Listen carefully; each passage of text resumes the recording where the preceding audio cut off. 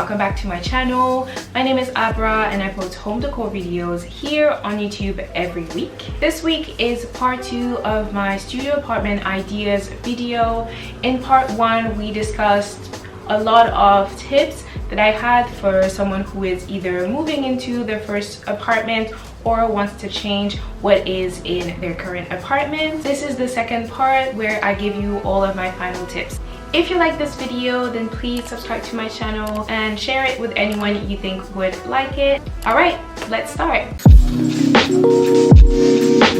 Asking yourself how you want to feel in a space is very important, whether you are actually building it from scratch or you just want to change it around a little bit.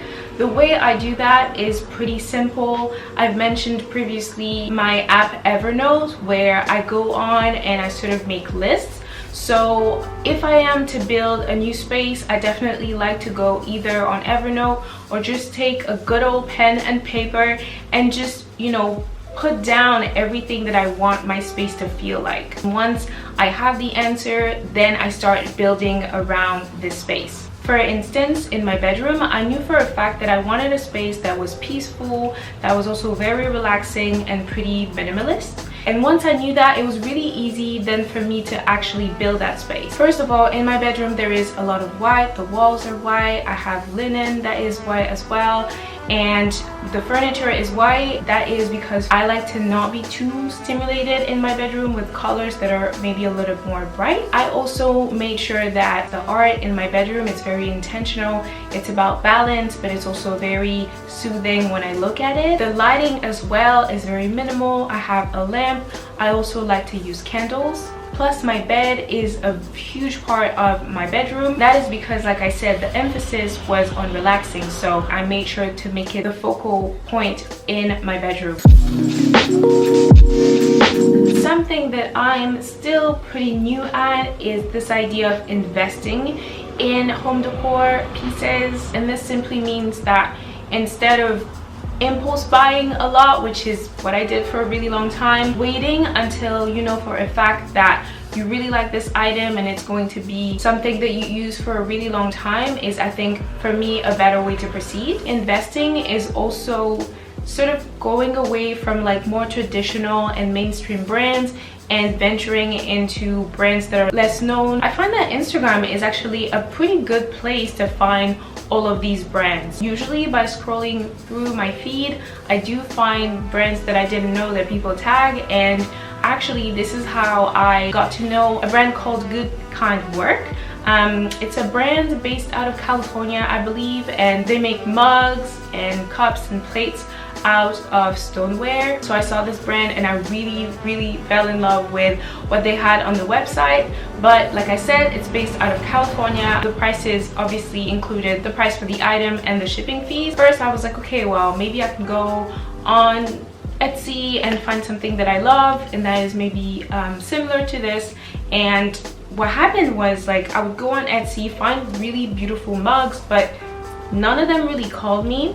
So then I decided to wait a little bit and, like I said, like, save my money up. Once the mug was available online, I just went ahead and bought it. And what's interesting is I didn't feel guilty about it. This purchase felt super aligned. I was like, yes, I want this. I know why. I know I'm going to use it for a really long time. I know it's quality. I know I'm supporting a small business.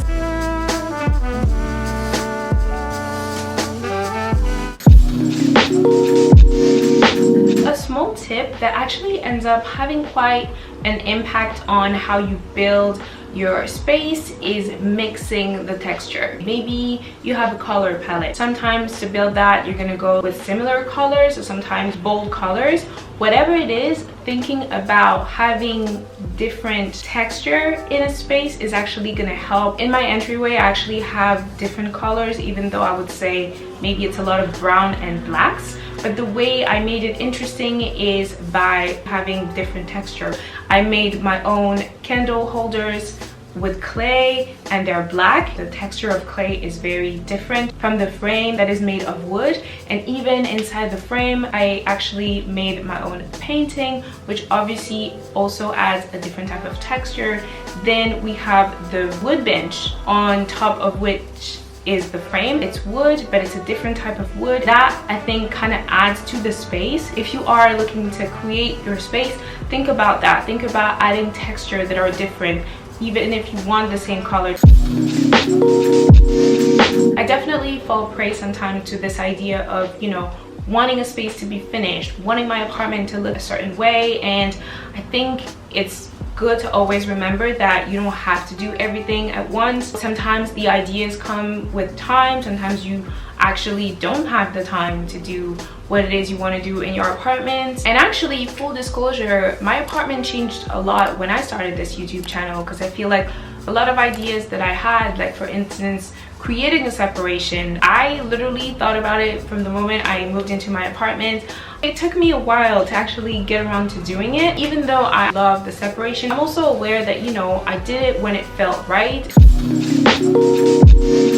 A question that came from a conversation I had with a friend was actually asking myself, do I like this, or do I like it because I see it online a lot? Sometimes I see something so much that then I'm like, yeah, I like it. And before I buy it, I like to ask myself, do you really like it, or is it because like you saw it and then now you're like, oh yeah, I want it? It's not to say that when the answer is, well, I like it because I saw it on somebody else's, that I'm not going to buy it, but I like the awareness behind it. A great example is actually my glasses. They're like ribbed glasses, and I remember seeing them around a lot, and at first I was like, oh, they're cute, you know, but I didn't really think much of it. And then the more I saw them, the more I was like, no, I'm really into them now. And when I asked myself before buying them, do you like it, or is it just because you see them a lot? The answer was kind of like both. It was like, I like them, but also I see them everywhere. Honestly, I don't regret buying them. I love them.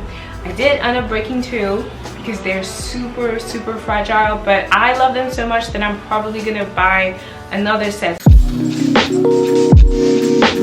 I have a Pinterest board where I keep all of my DIYs, inspiration, or anything that I'd like to do in the future, and I would definitely encourage you to do the same. I think having a space where you have all of your hacks, or all of the hacks that you may want to try at some point, for me, something that works really well is moving the furniture around. This is underrated because sometimes you just want to feel like you live somewhere else, and the easiest way to do that is just literally move everything around. Move the way your bed is, or move your couch, and that really gives a new feel to the space. So that's my favorite hack. But I also know that there are some others. For instance, when I come in and I see flowers on my bedside table, it's just like, it's a little bit of sweetness. Something that's a little more practical is when you're placing your curtains on the windows, making sure that they're higher than the window, just because then it gives the illusion that the windows are bigger.